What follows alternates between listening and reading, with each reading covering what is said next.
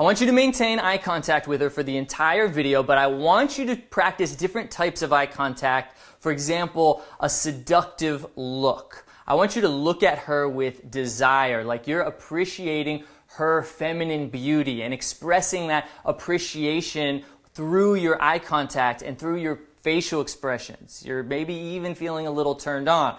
You might want to film yourself to make sure that it's not coming off as a little bit creepy, but keep practicing it over and over again. Watch the video a few times until you've perfected it. Then you can go out in the real world, and when you give women that look of desire, they will be turned on instantly.